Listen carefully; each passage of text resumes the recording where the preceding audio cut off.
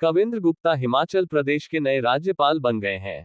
हिमाचल प्रदेश के मुख्य न्यायाधीश ने उन्हें आज लोकभवन शिमला में पद एवं गोपनीयता की शपथ दिलाए। शपथ ग्रहण समारोह में मुख्यमंत्री सुखविंदर सिंह सुक्खू, मंत्रीगण, नेता विपक्ष जयराम ठाकुर, कई विधायक व गणमान्य लोग मौजूद रहे। शपथ ग्रहण करने के बाद राज्यपाल कविंद्र गुप्ता ने कहा कि वह हिमाचल प्रदेश के विकास और जनकल्याण के लिए सभी वर्गों को साथ लेकर काम करेंगे। प्रदेश की प्रगति के लिए सामूहिक प्रयास जरूरी है और वह इसी भावना के साथ अपनी जिम्मेदारी निभाएंगे। उन्होंने कहा कि 7 महीने के भीतर उन्हें ये बड़ी जिम्मेदारी मिलना अपने आप में विशेष है। राज्यपाल का पद उनके लिए सम्मान के साथ साथ एक बड़ी जिम्मेदारी और चुनौती भी है, जिसे वह पूरी निष्ठा और समर्पण के साथ निभाने का प्रयास करेंगे। हिमाचल प्रदेश को पर्यटन के क्षेत्र में जाना जाता है, इसलिए इसके विकास के लिए काम किया जाएगा। पर्यावरण संरक्षण और शिक्षा की गुणवत्ता के लिए सरकार के साथ मिलकर काम किया जाएगा।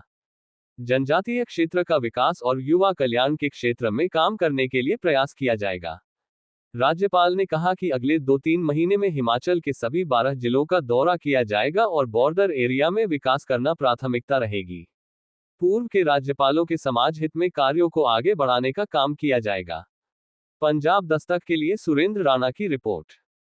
मुझे लगता है कि जरूर जो मेरी अपनी एक तरीका रहा है उसको करने की कोशिश करेंगे। मुझे हिमाचल को पहले ही नज़दीक से देखने का मौका मिला है। यहाँ पर्यावरण का एक बहुत बड़ा हरित जो आवरण है उसको बढ़ावा देना ये हमारे सभी के लिए बहुत ज़रूरी है। पर्यटन विकास की यहाँ बहुत बड़ी संभावनाएं हैं, बहुत बड़ा पोटेंशियल है।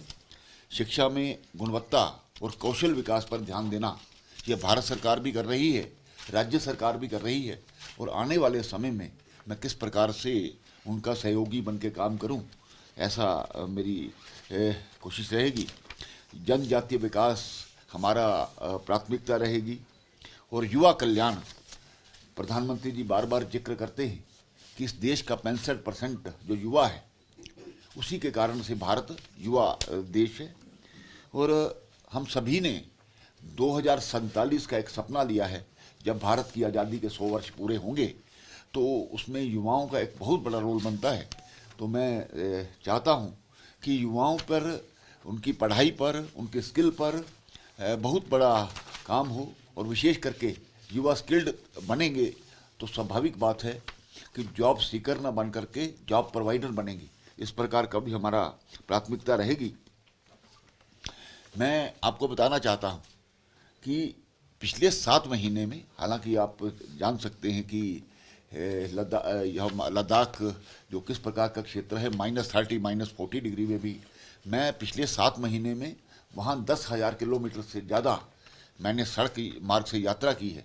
और जहाँ भी मैं 200 किलोमीटर जाता था, हर 50 किलोमीटर पर लोगों से मिल करके, इंटरेक्शन करके, सभ्यता, संस्कृति, उनकी प्रॉब्लम्स जान करके उनसे बात करता था। मेरी ये प्राथमिकता रहेगी, मैं भी लोगों के बीच में रहूं। और खास करके जो भी हमारे क्षेत्र हैं, 12 जिले हैं यहाँ पे, तो 12 जिले, तो लगभग 3-4 महीने में हम 12 जिलों का दौरा करके वहाँ जिस प्रकार से भी मेरा सहयोग सरकार के लिए हो सकता होगा उसको करेंगे। हमारी देखिए, नशा हमारे समाज के लिए एक बड़ा नासूर बन चुका है और कोई माँ बाप नहीं चाहता कि मेरा बच्चा इस प्रकार का जो नशे में आए। इसलिए ज़रूरी है, शिक्षा एक माध्यम है, संस्कार भी एक माध्यम है और इसके साथ काउंसलिंग। मैं आपको बताना चाहता हूँ, जिस प्रकार से लद्दाख में पहले बोर्ड हुआ करता था, एजुकेशन बोर्ड हुआ करता था, हमने लास्ट ईयर उसको CBSE में तब्दील किया। हमारे बच्चों के नंबर बहुत कम आए क्योंकि जो उसका तरीका है बदल जाता है शिक्षा का। हमारे जो DCs हैं उन्होंने ऐसे 40-40 अध्यापकों का, क्योंकि ये भी हिमाचल का भी एरिया है लेकिन वो तो बहुत दूर दराज के एरिया है, तो जहाँ कहीं 50 घर हैं, कहीं 10 घर हैं, कहीं 20 घर हैं, पहाड़ी एरिया था। हमारे लोगों ने YouTube पर कुछ 40 लोगों की टीम तैयार की जो कि लेक्चर हर सब्जेक्ट में देते हैं, तो उसका बहुत बड़ा फ़ायदा हो रहा है। इसी तरह से मुझे लगता है कि अभी लद्दाख में हमने खेलो इंडिया वहाँ के लोग दूर दराज में रहने वाले, जहाँ 50 घर हैं, वहाँ पर भी आइस हॉकी ये जो गेम है उसको प्रमोट करते हैं और अपनी ग्राउंड मांगते हैं। वहाँ का व्यक्ति ये जो अपना कम्युनिटी सेंटर है वो मांगता है।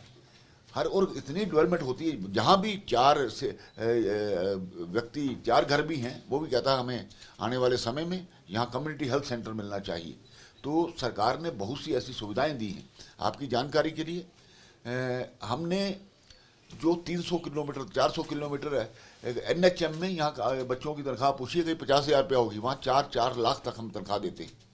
हमने वहाँ पर इस प्रकार की मशीनें लगाई हैं कि डॉक्टर ले में बैठेगा और वह दूर दराज के इलाकों में बैठ करके उनका बीमारी जान करके उनके टेस्ट करके उधर रिपोर्ट दे रहा होगा।